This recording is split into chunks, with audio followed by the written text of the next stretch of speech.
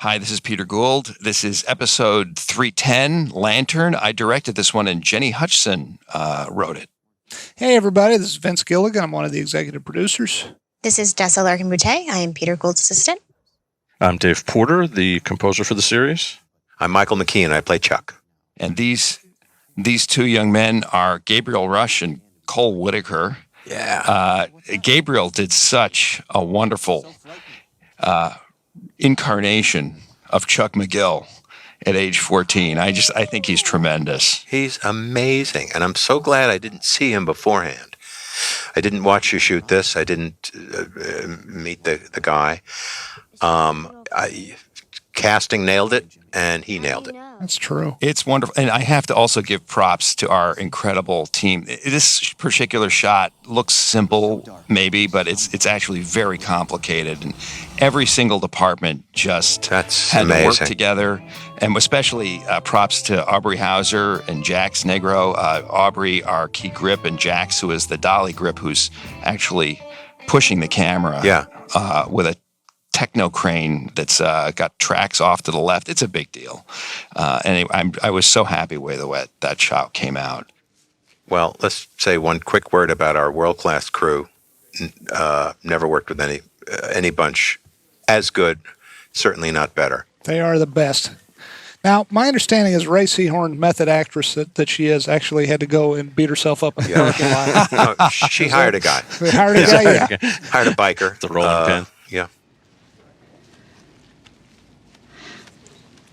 Does she need to spend the night? Once this is done, she'll be discharged. I saw her when she did her makeup test, and it was that shocking thing. You don't want to see that face like that, especially if it wasn't in story. You're just kind of in the makeup trailer. But it's a great job. And it's an actual that's an actual cast on her arm. Because cutting the cast open and putting it back makes it too big. So each morning when she had the cast on, we actually put a real cast on her arm, and Ray. Really? They cut it off with a bone saw or something? They did. They had to cut it off at the end of the day. Yes. You couldn't CGI it? Or she couldn't keep it on. We can CGI anything. She could have kept it on. What the hell kind of actress is this? What kind of dedication is that? And Patrick Fabian, and then of course here's Johnny. Everybody's listening, waiting for the man to say something. Now, I got a question. Where was Sir Francis in this scene? Sir Francis is not a senior. He's not partner level. Oh, okay. I think we decided he's one level down. Okay. So he does. Sir Francis is in the next scene. Yes, that's true. Yes, he's in the next scene. So we had to, figure out what the pecking order is at HHM in order to figure out who could be sitting here. And I love the camera work and the dolly work in this, especially this first act of this episode. I'm so proud of it. This particular shot was Marshall's idea, and it was amazing to see the crew put together really a very elaborate rig. To glide over this table so quickly. What was it? A technocrane or is it? It's not. No, it was on a dolly and a jib arm, I believe. Yeah.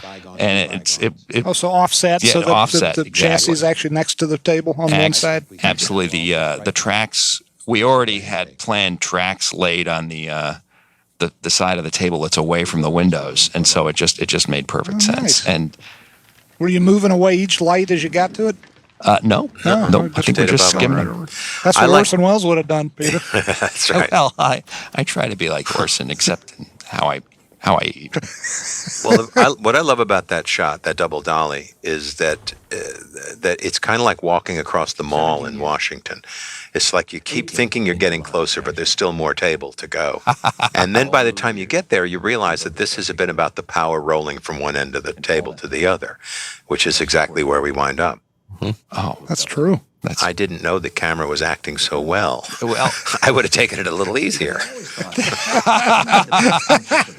You guys, you two are so good here. This is the last scene between you two of the season. Yeah. And you and Patrick just did such wonderful work. in so many scenes this season, and this relationship has just evolved right before our eyes. And I guess Hamlin has had enough at this point, finally. And and he is his own man. He's about the firm, but he really is his own man, and he finds it in himself to do the right thing, I suppose, just to be completely objective about it. But subjectively, he's not like a glib guy using his toolkit. He's really feeling this and calling it as it happens. He's a good actor too. He is. Patrick he's a wonderful actor. He's also just a great guy. Yeah, he is. Somebody you enjoy having on the set. He's just. If you need to know something about 80s rock, Oh, yeah? you definitely want him on the set. Yeah, if it's really, really important to find out who was with Speedwagon when they played Castle Balmoral. This I think is, I believe this is my 5th episode of television, directing wise, and it's the first one that I didn't write. That I directed. And Jenny Hutchison, she did such a fantastic, and I wish she were here with us today. She couldn't be, but she did such a wonderful job of writing this episode, and she was on set for quite a bit of it, and she was just. It was a very interesting thing for me as a different kind of relationship. I certainly appreciate her not giving me too many lines. Gave me a hammer instead. This is a nice shot. I like this. Yeah. This whole sequence came out just as well as I could have dreamed, maybe a little bit better. I love that. I love that expression.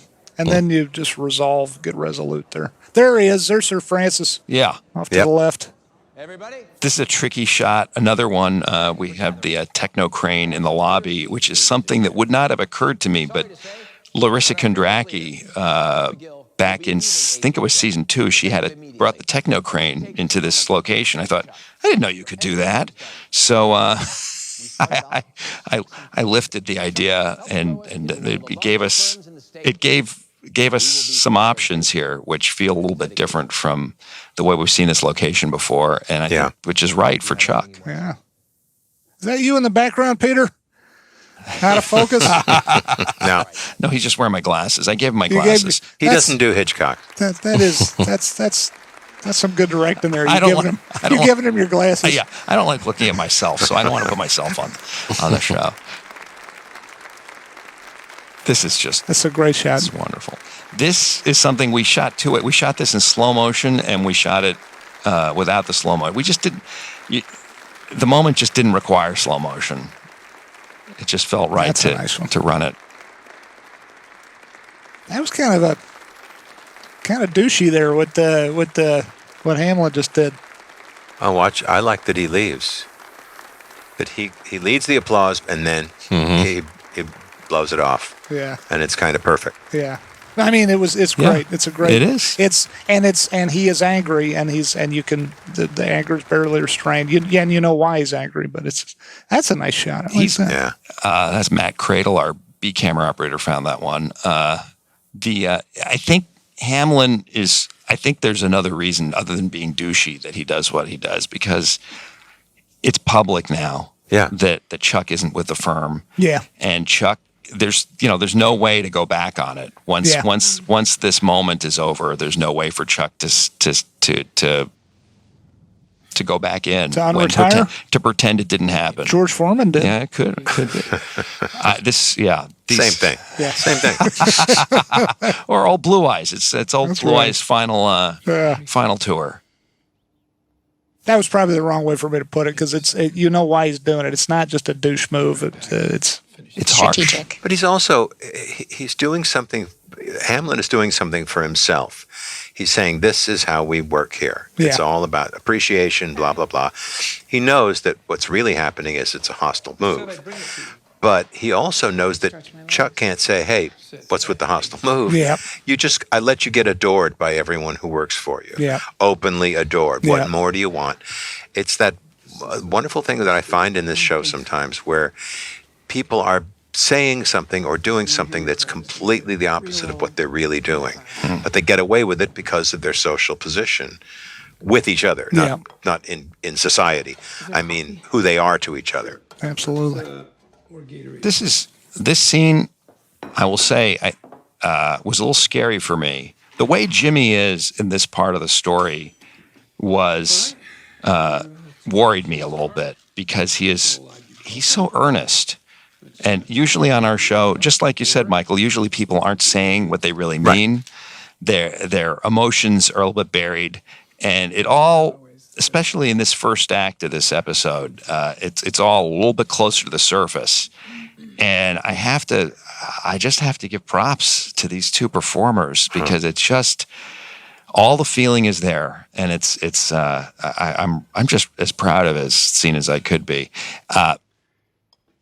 It's wonderful. I mean, it's one of the great TV romances. You guys have done such a great job with these two, and they're so just plain honest. Yep. You know, and it's just. I agree. I think that's what makes it work so well. And what they are to each other is not simple. No, not because at all. Yeah. what real any relationship is one thing is it ain't is simple. And these are two very, very complicated people. It's interesting too. I'd want to note someone else who could be on this commentary but isn't is Kelly Dixon, who edited this episode. We have our other editor, of course, is Skip McDonald, who's also an incredible. These are two incredibly creative, wonderful editors. Kelly, I happen to have edited almost all the episodes that I directed with Kelly. And usually, I have to admit, pretty much every cut is something that I examine and sometimes change. This first act is very, very close to Kelly's editor's cut. I felt she really, for some reason, it all snapped together. And I remember in the editing room feeling like, did I not do my job here? Because this is all working. And then of course we tore apart the rest of the episode. So that's, you know what I like to do when I'm working with Kelly is just change everything, just randomly. Yes. And then just go away and say, try this, and then go away. Go eat a sandwich. And then just have her put it all back the way she had it originally. She loves it when I do that. I have a phrase I use with her. I say, I'm just kicking the tires. Let's try this. Let's try that. I'm just kicking the tires. She does love that. Do you use the expression, I'm going to beat you up here, like you do with actors, Vince? Kelly's the one that beats us up. More like Let's be honest. It can be a little bit of George and Martha in there. It's all good. That's funny. So Dave Porter, why does Peter Gould hate you so much that he hasn't allowed you to have any music in this episode yet? Peter Gould's episodes tend to be quiet, actually.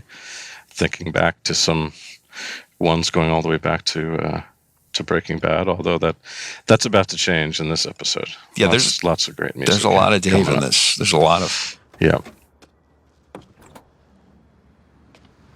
of course, and I think also about the penultimate Breaking Bad episode too, with the big ending with Walton, New Hampshire. That was the return of the Breaking Bad theme. Yeah, and all that stuff. So that was awesome. Peter's had his showcase music moments for sure. That gave me chills when I heard. I remember that gave us. That happened to you too. That gave me chills when I heard that for the first time. I was thrilled, and it's interesting because you cut a sequence and it feels like it's working good, and it's something that you're happy with, and then Dave comes in and adds an element that makes everything feel deeper and more powerful and just exactly right. So, of course, Mark Margolis and Michael Mando. So good. It's people talk about directing, and the biggest truism of directing is if you cast it right, your job is pretty much done. And these guys are all wonderful. Yeah, who plays Nacho's father? That is Juan Carlos Cantu. So good. Yes. It doesn't have much to say. It doesn't need to say much, but It's all right there He is so good. on his face. I haven't had the pleasure of meeting this gentleman yet. But you guys, you enjoy working with? He's wonderful, and he also we're in an interesting situation where we have a lot of non-native Spanish speakers here, and Juan Carlo is a native Spanish speaker, and he's very patient with everyone, and he's just wonderful. He knows how to be still, which is not something that's all that straightforward. He's got a wonderful sense of timing and focus, and he just holds the camera. He holds our attention. Sure does. And Vincent Fuentes rounds out this scene. He plays Arturo.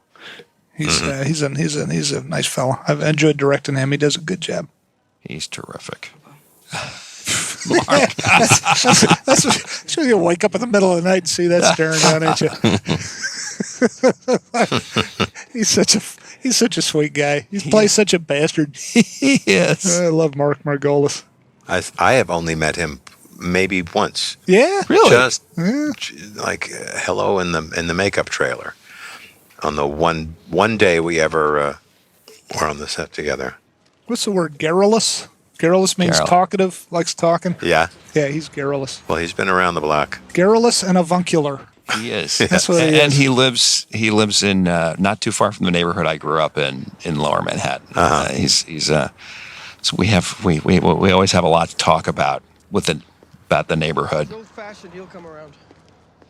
it's changed a lot. It has. Oh boy. Google moved in. Oh yeah. Oh yeah. In an Apple store. Oh wow. It's a different world.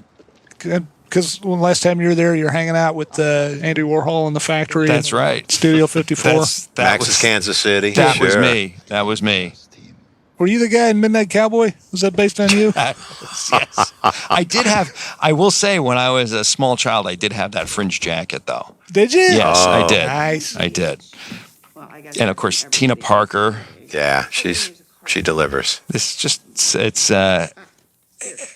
one of the delights of this is just having these characters that we love. But also, one of the problems for us as storytellers is to keep, is that we want to give folks their moment.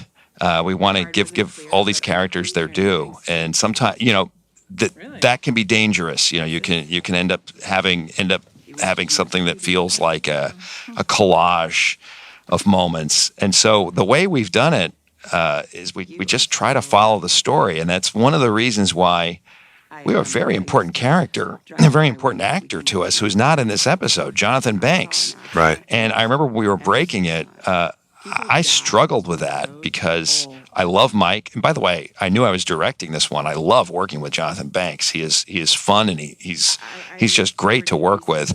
But we felt in the end that there was only so much that we could fit into the episode, and ultimately we wanted to give Chuck his due.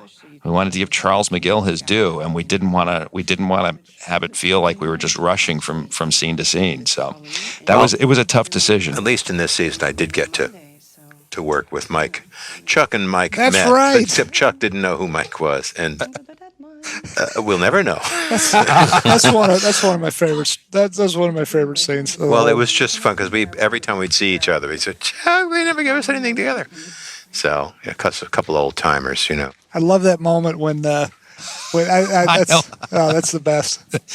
I love that moment where you're coming to, and he's standing on the other side of the door, and he goes, guns the cordless drill, and it drives you away.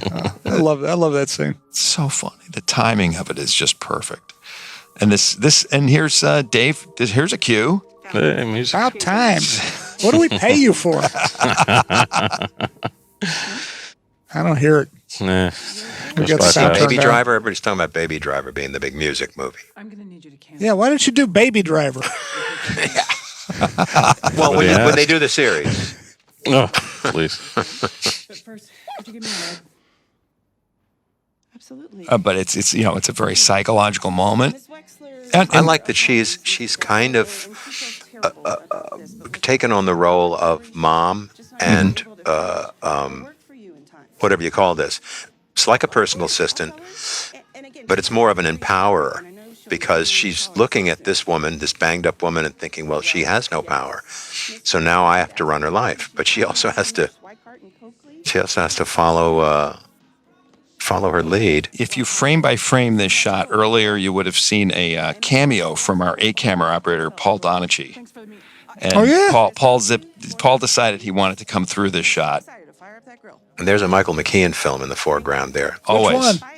Short Circuit 2. Oh, right on. Now Did there's you an play the Easter robot? egg. Who That's played at the the robot? top of a robot. The robot was played by 5 very nice Canadians.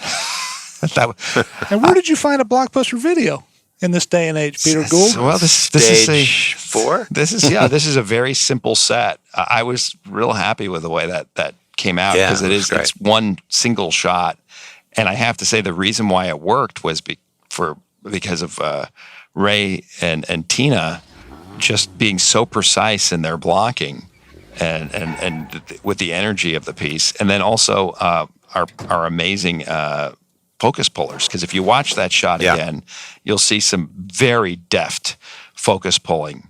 I find very impressive. And here they just, for some reason, he doesn't rack back to the. I love it, Bob. I don't know why. Well, I'm just kidding. Think that there's entire generations. In other words, you were on the set. Yeah. See that Blockbuster thing, and it won't mean anything to them. That's right. But to others, it has such a visceral, once how it's many gone, hours were it's spent gone. on Friday night. Every Friday night. Yeah, walking around. That's true. Trying to find something.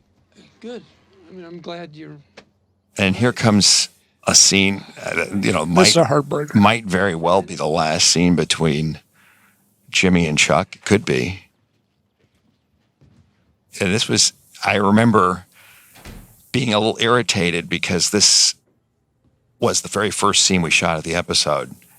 I usually like to start with something easy. I hate when that happens. I like to start with something easy. God. And arguably this is as significant as anything else. This was the first day of shooting. This was the first day, yes. Oh And my you were God. you came and you visited. I did? Yes, I remember you were eating a sandwich back there.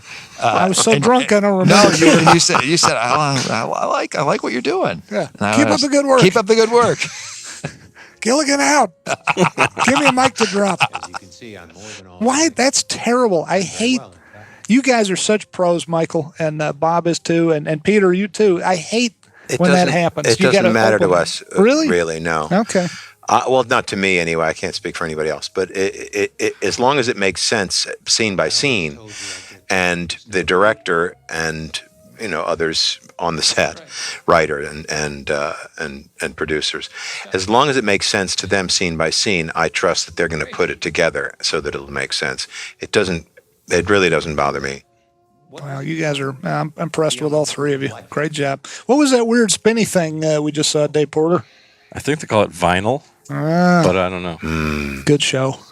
Yeah, And that's no, I love that because he made Michael's character makes that explicit reference to the episode before about having his house filled with music and how you guys have that all lit up and so different here. And that's it never entered my mind. Mm-hmm. Right? Is that that's right. the song? And who is that? It's Miles Whose Davis. version? It is Miles. There's a Rosemary Clooney version of that song that will make you sit down and cry like a little boy. It's so good. I mean, I always have a soft spot for jazz. I'm certainly not expert in it, but it's for some reason we've had more jazz in this show, and I love it. It annoys me that people think of jazz as kind of what's happening now. That kind of it's just it ain't what it was. There's a big history of it. Oh God, yes. That's one of the wonderful things. We have the ability on this show to draw music from all music in history. Yeah, that's one of the things that Thomas is so eclectic, and he brings us so many different ideas that would have never occurred to us. But also, we don't have a network or a studio that's pushing us to only use things that are brand new and contemporary and that are somehow an economic tie-in. Here's an example of a person saying the truth, saying what he really feels, but also there's a lie here coming. Mm-hmm. The lie is the punchline. Because it's what it is, it's a weaponized lie. It's not just Listen, You're going to hurt everyone around you. You can't help it. that's true. So stop apologizing and accept it. Embrace Yeah, I love the writing here. I love the directing. I love the acting. God knows, great job. You, Chuck. You didn't do anything wrong. It's all I had to do was once I saw you. There's this moment when, as a director or as showrunner or as a writer, when you see the actors perform a scene in rehearsal and you go, "Oh, this is going to be great." And then there's this little moment of relaxation that comes, which is all we have to do is just get it on film, get it on digital. That's the point when I'm directing. I usually leave for the day That's right. because I know it's in good hands. You can check out You guys mentally. got this. Yeah, well, you got That's it. when I go back to playing Plants vs. Zombies for the rest of the day. So that's the lie, is that he never mattered. Yeah. Right. So he'd said it simply to hurt him, to crush him. Oh, God. Well, yes, but he also thinks he's telling the truth. What he Okay. really means is nothing positive comes out of you. Right. That's what he really means. It matters enormously. And the lie that I never loved you, and that was we're brothers, we're blood, but that doesn't really. There's no real feeling there. And it kind of the lie gives it just this little look you give him here at the end when he's not looking. That kind of tells you it's not true. Yeah, I love that. It's so subtle. You're still here. Mm-hmm. Yeah. Hasn't left Well, yet. so okay. That's interesting. The way I read it was, maybe it's this one. Okay, yeah, it's this one. I'm sure I got it the wrong look. But yeah, just so sad. Just so sad for both these characters. It is truly awful because they're only an inch away from having a completely different relationship. Yeah, But it's just not going to happen. not in the cards. Bad Glad time. we put a little something of the prescription bottles into this. Because I think that a person, even with a doctor's prescription, can self-medicate incorrectly and can wind up with an unmanageable situation. I just wanted something to clarify the ending, for me. That was a good touch. And Peter, that's a small selection of the real meds you're actually. That's right. This is my bedside table. No. My watch isn't as nice, but other than that, it's pretty much exactly it. And this is Watch. This is Same that's watch, right. same This watch. is your watch. That's the last shot I took. Mm-hmm. Oh, is it really? That was the last shot. Yeah. Then I went next door to the video store, and you all gave me some cake and sent me to New York. Well, you were very excited. You were about to. You were going on to a wonderful play. Yeah. You were doing the Little Foxes. Which just ended. You were telling me just ended. closed this week? Sunday, yeah. Wow. Yeah, Well, congratulations. It's a real good experience. I just remember how the lift you had. You said, "You got me for another hour, boss." Oh, that's a sad statement. This whole thing makes it that I hope it doesn't even need to be said that it's a very sad thing to contemplate Charles McGill not being on the show. Well, Oh God. that's Charles McGill's one thing, but Michael McKean not being on the show, that's a very terrible thought indeed to contemplate. I spent every day in the editing room after we closed production saying, why did we do this? Do this because it was the right thing for the story, want but more. it was not done out of any reason other than that. Obviously, More Michael McKean. I need more Michael McKean. No kidding. I love this lady. Yeah, Gene she's Efron fabulous. is just wonderful. I've said it before, we've been so incredibly lucky with our casting. We'll bring in someone, and she was literally cast for season 1, episode 107, which was Jenny's episode. I think she basically said bingo. That was more or less her whole role. And as things moved forward, Jean and her character became more and more important to the show, and she's been wonderful every step of the way. And Bob has a way of doing sincere insincerity that just I can't take my eyes off him. He's just it's funny, but he's funny. He's worried. He's so emotionally invested in everything that she does. Yeah. You're still. Whose idea was to put Saint Sebastian on the wall of this? That went back to her season 1. Yeah. And so that was Gordon's episode. Oh, So I'm okay. going to blame Gordon Okay. the way I tend to do. I'll also say that Bob, in that previous scene, we had the idea that there'd be balloons on a string, and really for no fault of our props department, but for various reasons, the helium did not lift the balloons, and that became Defective helium? That was my day right there, was dealing with those balloons, and Bob figured out a way to do it, so you never take another look at it. And I know that sounds so basic, but handling props and being able to act and do all the, it's a very special thing, and so grateful to because he could see me melting down over these fucking balloons. Good balloon acting. Nice. What mall is this? Oh, I know where it is. Yeah. Couldn't tell you the name, but I can tell you how to get there from my place. I love the train. In the north. I love the train. Yeah. I wanted to Fabulous. drive the train, but Peter wouldn't let me. That's why I'd go to the movies there. There was a cinema there. Uptown? ABQ no, Uptown? It's Oh, across from ABQ Uptown. Okay. Yeah. It's and that train is just one that we saw. I saw when we were scouting, and I said, "Can we make this? Can we get this train?" And it helped to give a little ending to that scene. I was, again, we have such an incredible production. You just come up with these dumb ideas, and they're able to make I love these that things. train. Did you have to bring in a special engineer to drive the train? Yes, we did. It was the same engineer who did the train episode of Breaking Bad, actually. I had to fly him in from Yeah, France. that's right. Yeah. No expense was spared. Desa, what's it like to work for Peter Gould? It's awful. See? Terrible. It's a tyrant. He is. I'm telling you. Well, let's hear the poop. Lay it on us. I've signed an NDA. Okay. Just if you just use the words "thoughtless bastard," I think Yeah, you that have covers it pretty much. This shot worked out really well.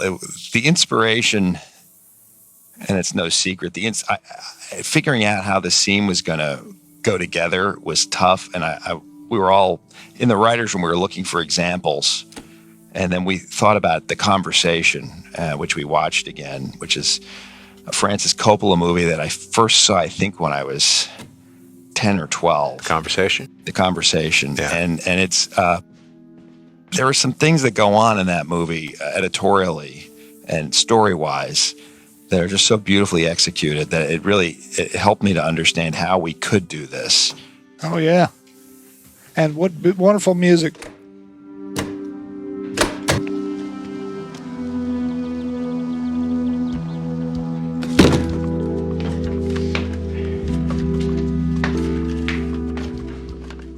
And what I love about this scene is he's pushed away his brother. He's lost his contacts with his work. So this is now the only thing he has left to fixate on. It's like this itch that needs to be scratched, but it's also the last itch that he has. You know those itches that kind of seem to get away from you when you scratch them?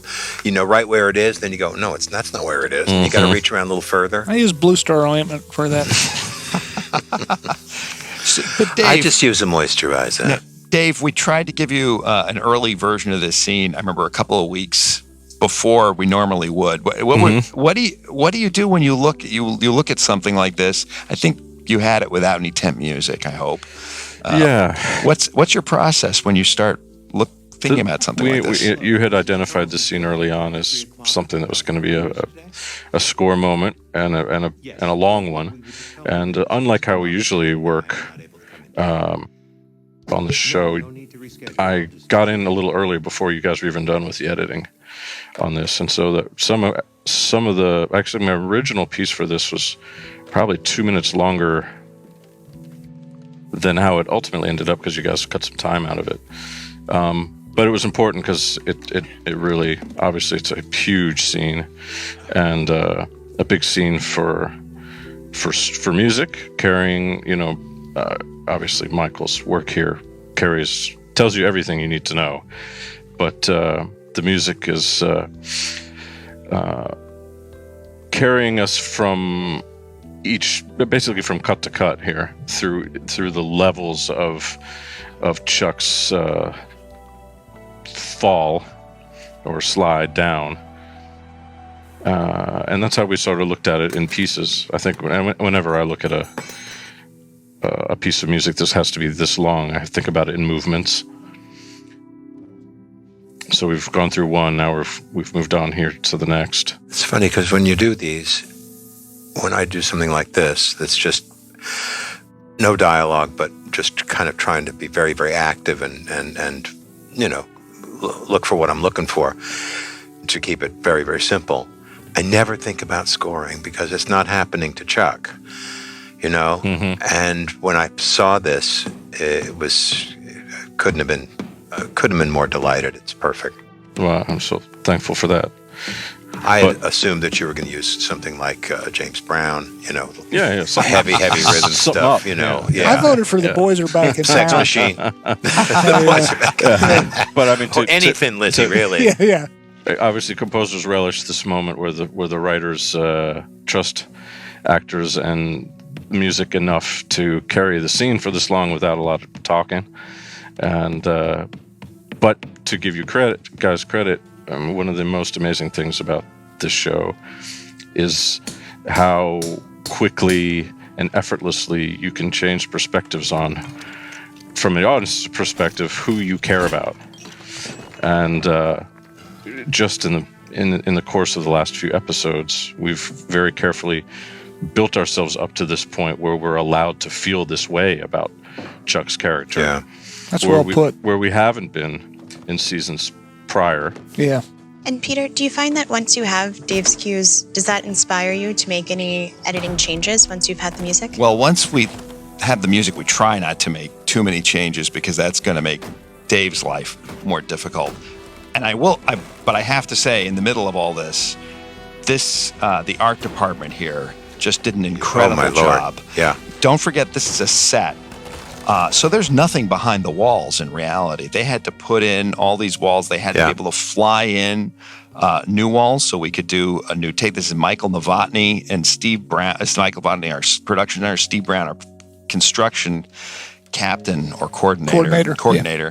And they really did, for this scene and the end of the episode, I think an extraordinary job. And the other person I want to mention in that context is Tony Fanning, who was our original production designer on the show and who built this set. And as Michael takes his hammer to these walls, all I can think of is Tony Fanning somewhere in L.A. on another job wincing for reasons that he doesn't quite understand. It's like the Baskerville Hounds, they know something's up. I didn't really think about it at the time, but the logic of that being a trouble spot, because that's where the hi-fi was. And you can imagine like someone's got a hidden capacitor in there or something because he had a lot of machines hooked up when he put that together in the 90s, even 80s. Right. Yeah. This shot, we only got to do this once. The sun's going down. Yeah. And I'm so glad it was because the sun's dimmer, it makes those sparks brighter. That's true. That's also the ultimate killing the messenger moment. Yeah, that's true. That's true. Yeah. It truly is. Yeah. We'll miss that house, though. I mean, I know you guys did a lot of it on the stage, but I mean, the house has been such a character in the show. Oh, yeah. Absolutely. It's a wonderful house. And the folks who own it have been terrific to us. Wonderful folks. They're family, though. They've been living there since 1940 or the early 40s, and the patriarch built the house himself, I think. Yeah. And good folks. And the sequence was split over 2 nights. This one. Yeah? That's right. That's a very good point. I hate shooting all night. So we did these are what we'll split days, it means though that essentially this is one.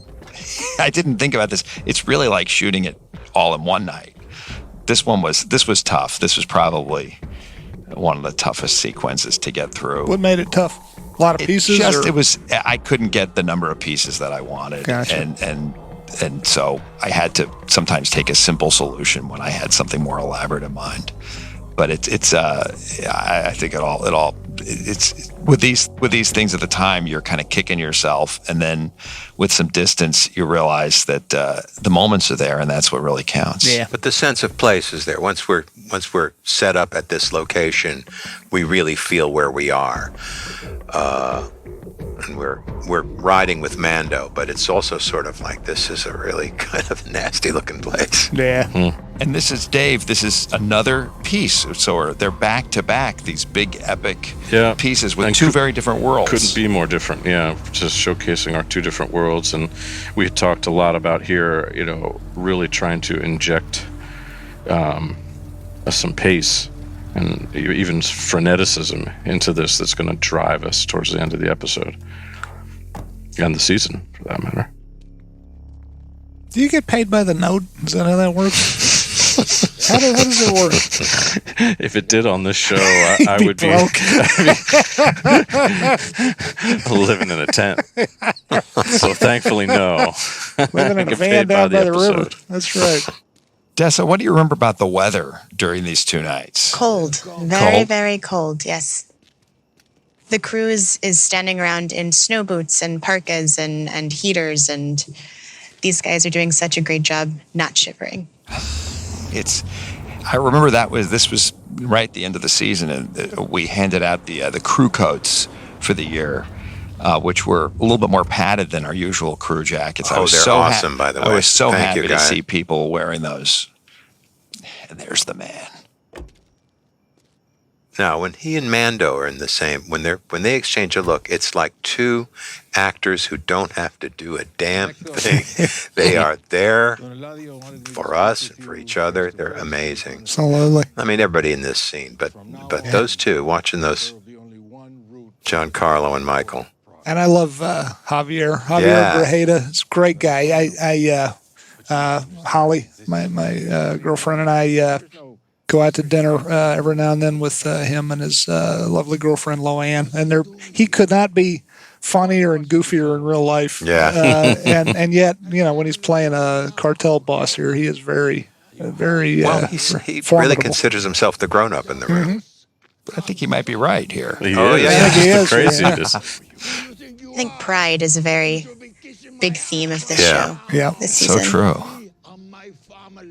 This is also, we're shooting with the Panasonic Varicam, and Marshall had this wonderful idea of lighting this mostly with these lights that you The can see in the practical. frame, which are practicals, but practicals that have been placed. However, there were other lights that we had no control over that caused him a little bit of heartache. But it was. Oh, you were telling me there's a factory down Yes. the street. And he wished he Yeah. could have turned the lights off.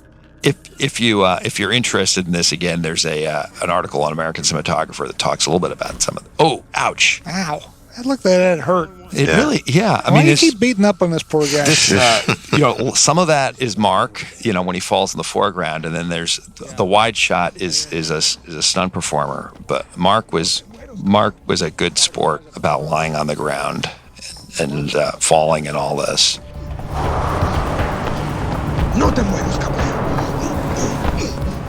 I love how there's absolutely no hesitation from Giancarlo's character, Yeah. Gus. to save the guy he Yeah, hates more than exactly. anyone Yeah. else on earth. Yep. Yep. Yeah, He's that's true. this was an idea we had, I think, way back at the beginning of the season. Wouldn't it be great if Gus had to give CPR, and then here it actually happened. It was fun to finally You get guys to it. love to get up on top of us when we're being wheeled into hospitals, don't Oh you? yeah, you Because know you it. made it look That's so what you're all good. about. We don't like to show you right side up either. No. I got plenty of that at home. Here's that look that you were Here's that talking look about, you're Michael. talking. Yeah. It's interesting because we're starting to break season 5, and we've talked a lot about this scene. Season 5. Oh, I'm sorry, Boy, season 4. Boy, that was Oh, talk what do you about- know that talk they don't about know? wishful thinking. There. That would be good. That would be all good. for that. Yeah, there we go. Yeah. Well, we're talking far ahead. Yeah. What can I tell you? Hey, Hey, Yeah, like you were saying earlier, Dave, these two, they got such chemistry together. it's just sweet. It's I just first met Ray. We did a pilot together. Oh yeah. I'd never seen her before, and she was so game and so funny, and just loved her. And when I found out you guys had cast her, I went, "Oh, okay, we're onto something here. Yeah. They know what they're doing." And she's just been just beyond my wildest dreams about what she's done with this character. She's just wonderful. She is, and also she's kind of brilliant. If you talk to her, she's no kidding. very unassuming. She does not put on any kind of intellectual airs, but she is so perceptive and so bright, and also just has ideas that would have never occurred to me. She's really a remarkable person and a remarkable performer. I will also say, this whole thing with the chips and the dip. This is pure Jenny. And when we were shooting it, Bob, I don't think it's a secret that Bob is like a lot of folks in Hollywood, he's very healthy. He's health conscious. This is a good story. I was told, Bob and Ray would rather not eat chips if it's not going to show. So we'll have some healthy alternative for, the over the shoulders and so on. I said, that's fine. Then Bob ate a Dorito, and he ate another Dorito, and then this is actually the last scene he shot for the season, and he stood up. And now he weighs 600 pounds. He stood up and he did a 5-minute monologue about the glory of the Dorito. It's his first Dorito in 20 years. That's right. A really long time. Got a monkey on my back. Who said dip it in the cheese, though? Whose idea was that? This is Jenny. For Jenny. I'm not into dip. I will say that's. Oh, Peter, you're missing out. I guess I am. Oh, dip is. Hey, and by the way, where do you? All joking aside, Blockbuster is a defunct company. How do you get the rights to? Who do you go to get the rights to show a Blockbuster thing? That's a very good question, Desa. Do you know? I remember in terms of the titles that we see in the store, we had this massive list of titles that Sony had approved, because there was the thing about the covers and which videos that we could see. So we had to narrow them down by the year and kind of what would be in what genre. And then the Blockbuster generic cover, that was okay and approved, but I don't remember. But it was a big job. All of this sounds like a big job for a clearance department. Talk about a job and a half. The wonderful folks who do clearance. And it was touch and go right up to the last minute that we shot, because I know getting permission was. And by the way, we're so grateful to the Blockbuster company for letting us use their logo and trademarks. But it was touch and go. And these things usually take quite a bit of time. So I have to say also, the other thing about the Blockbuster scene is it's exactly the kind of thing that people on another show production would say, well, maybe we don't need that. What really does that add to the story? Can't you just show that Kim has Blockbuster videos in the next scene? And I knew in my heart that we could save some time by not actually showing the Blockbuster, but it tickled me. And I'm so glad that it seems to tickle other people too, because it was a lot of trouble. I bet it's a fun moment, and this is a fun moment. I love this scene. This is. And there was snow on those mountains when we. Oh yeah, that's right. Yay, Jesse Ennis. Aaron Brill. Jesse, of course, who goes way back with Bob. Jesse appeared as a baby on Mr. Show. She is the daughter of John Ennis, and I'm such a big fan of John's. Oh, same here. Super talented. He really gentleman. is. Wonderful. He is wonderful. We got to get him on the show. And his daughter's a chip off the old block. She's terrific. She is, and she enjoys acting. She's very good. It can be fun. It's a wonderful thing to see. It can be fun. It's a wonderful thing. You should think about it. Actually, that's. I have to say, Michael, I think you were as happy as I've ever seen you doing Little Foxes. That's when I'm at my happiest. You seem to be walking on air, and it was wonderful to see. The lady in the center with the blue. Oh yes. Yeah. Now, which one is her? What's her name? I know her from something. This is Bonnie together. Bartlett. That's Bonnie? And Bonnie Bartlett, who is an Emmy winner and is married to William Daniels. Oh, that's of course. And she is wonderful. And she and William Daniels were both on St. Elsewhere. Yeah. Yes, And of course. with Ed Bagley Jr. So we have Right. we have some St. Elsewhere alums here, and she was just delightful on set. In fact, all three of those ladies. Those three ladies did a wonderful job. They're fabulous, yeah. They are. I love the leggings. Was that You Jennifer really went for Bryan? That's Jennifer Bryan. I love the leggings. We picked. This is actually probably the most low key of the possible chair yoga outfits he could have worn. So a little inspiration, a little tip of the hat here, kind of sorted to the end of Facing the Crowd. A little bit of that, Yeah. and also I think we were all thinking about how Chuck entrapped him. Yeah. Sort of entrapped him at the end of last season. Yeah. And It's about loose lips sinking a ship. Yeah. So true. There's Bonnie. Well, that's not who I meant. The other lady who had a hat on in the we'll talk Carol about it. Mansell. What's that? Carol Mansell. Carol Mansell. Oh, Yeah, I know I've worked with her. She's fun too. She's been wonderful. around for a long time. those She's ladies, all fabulous. three. Oh, they're they all did couldn't a be wonderful better. job. Is the inside of the place we just saw the same as the outside, same location with all No, one the day? only there's no room to do chair yoga at this actual location. So that the chair yoga is actually a separate location. What was that? That's some kind of It was a rec center. it's a rec community center. It's a community center. They have some wonderful facilities. For in only Albuquerque. $13 a year. Wow. Good deal. Yeah. How do you make that work? Well, you got to be Why not even over 20? 80. It's called 13. It's called socialism. 13's good Vince. Look into it. Ask your doctor if socialism is right for you.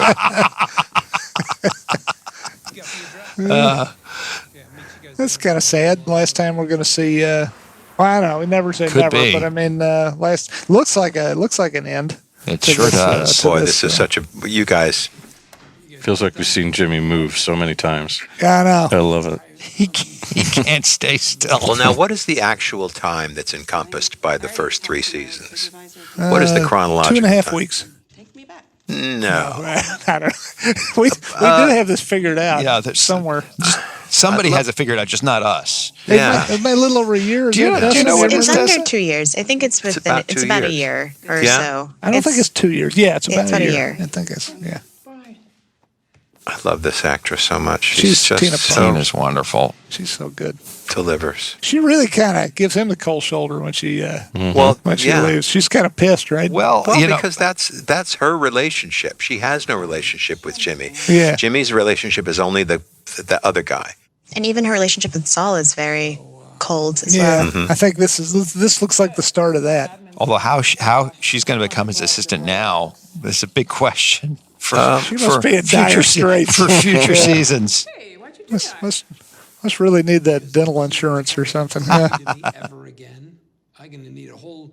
Or there's some other reason. There could be. There's It's a thin line between love and Her hate. presence might be at least inspired by Kim's absence. Yeah. interesting.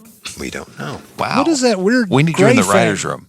What is that weird gray thing? It's called a Rolodex. It's called the. Vince. We ta- Google Rolodex. Yeah, we're teaching the audience about obsolete technology Yeah. on this show. That's one of our focuses And here. we're trying to get them hooked on smoking again. That's- Kids, it only looks cool. But like everything else, you guys set that up so nicely. I mean, we understand that Rolodex because in that previous scene, we'd had that great sequence where he called everybody from A to Z. Right? Yeah. that was fun. This is another shot Marshall came up with. I think it's interesting how they're looking at the wall and you make us wait this long to see what they were looking at, which I think was a nice touch. Yeah. We're seeing a POV that they didn't have, though. That's true. Meanwhile, That's true. We're seeing that last little look at Wexler McGill. You know how weird I am? I thought that was shag carpeting the first time I saw this. Yeah. I didn't realize we were should outside. spend more time on the set. Well, Wow. we put crickets on there to try to help with that. And you know, I did my best.